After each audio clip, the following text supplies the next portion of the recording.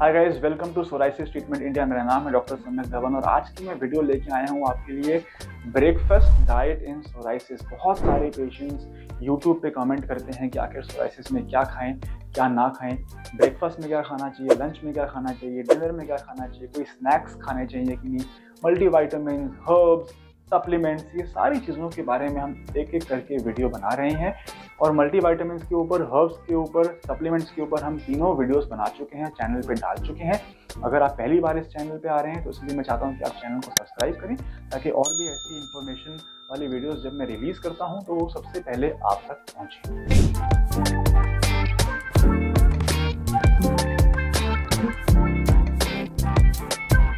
Guys, शुरू करते हैं इस वीडियो को और बात करते हैं कि आखिर यदि हम सोराइसिस से जूझ रहे हैं तो हमें ब्रेकफास्ट में क्या खाना चाहिए। वो खाना खाना है जो हमारे शरीर में इन्फ्लेमेशन को कम करे और हमें वो खाना अवॉइड करना है जो हमारे शरीर में इन्फ्लेमेशन कम करे, और हमें ऐसा खाना खाना है जो एंटी इन्फ्लेमेटरी काम कर रहा है, बॉडी में इन्फ्लेमेशन कम कर रहा है। तो ये कॉमन लॉजिक हमको वीडियो के स्टार्टिंग में अब हम समझ आ गया है। तो अब हम बात करते हैं कि पहले ऐसी क्या चीज़ें हैं जो हमें अवॉइड करनी चाहिए यदि हमें सोराइसिस है। तो अब मैंने आपको बताया कि हमें इन्फ्लेमेशन पैदा करने वाले चीज़ों को अवॉइड करना है। बैंगन, कच्चा टमाटर और रेड मीट, ये तीन ऐसे फूड आइटम्स हैं जो हमारे बॉडी में इन्फ्लेमेशन पैदा करते हैं। तो चाहे ब्रेकफास्ट हो, लंच हो, डिनर हो, इनको हमने कम्प्लीटली अपने डाइट से अवॉइड कर देना है। दो और ऐसी चीज़ें हैं जो बहुत ज़्यादा ट्रिगर करती हैं सोराइसिस को, स्मोकिंग एंड अल्कोहल। तो हमने इन दो चीज़ों को भी अवॉइड कर लेना है। अब मैंने आपको वो खाना बता दिया, वो चीज़ें बता दी जो आपने अपने लाइफस्टाइल से कम्प्लीटली एलिमिनेट कर लेनी। अब हम बात करते हैं कि ऐसी क्या चीज़ें हैं जो हमें खा लेनी चाहिए, या ऐसी क्या चीज़ें हैं, क्या रेसिपीज़ हैं जो ब्रेकफास्ट में हमें फुल भी करें और ओवर ईटिंग भी ना हो, हमें ब्लोटिंग भी ना हो, हमें गैस भी ना हो, हमें फ्लैटुलेंस भी ना हो, और हमें जो है सोराइसिस के सिम्टम्स से रिलीफ भी मिले। तो नंबर वन, एक बेसिक सी बात करते हैं जो बहुत ही कॉमनली ईजिली बनाए जा सकते हैं, वो है पोहा। सेकेंड, हम बात कर सकते हैं दलिया। थर्ड, ओट मील।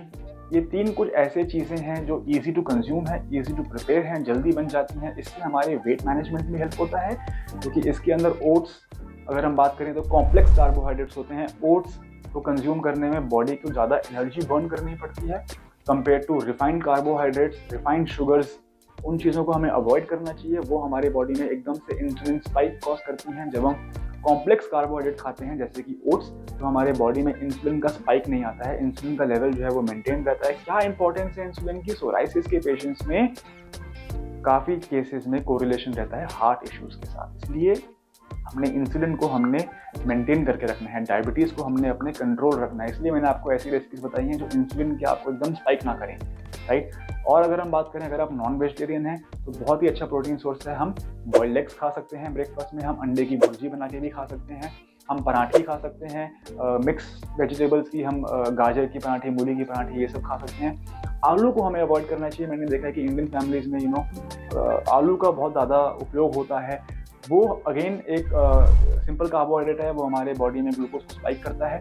और क्योंकि हमें सोराइसिस में मालूम है कि डाइट मैनेजमेंट, वेट मैनेजमेंट बहुत क्रिटिकल है, तो हमें ऐसे फूड आइटम्स जो बहुत ज़्यादा हाई इन कार्ब्स हैं उनको अवॉइड करके चलना चाहिए। लास्टली अगर मैं बात करूं कुछ ऐसे सप्लीमेंट्स की या कुछ ऐसे चीज़ों को जो आप ऐड कर सकते हो अपने स्नैक के तौर पे, तो वो है वॉलनट्स।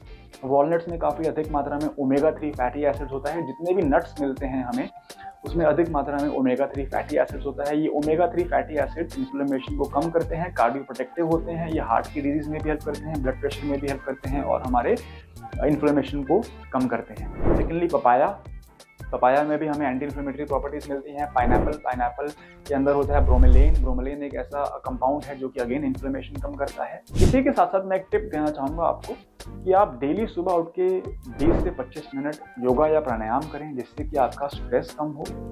आधा घंटा आप ज़रूर वॉक करें जिससे कि हमारे बॉडी का जो बेसल मेटाबॉलिक रेट है, BMR, वो बढ़े, ताकि हम जो खाना खा रहे हैं पूरे दिन में वो बेटर कंज्यूम हो।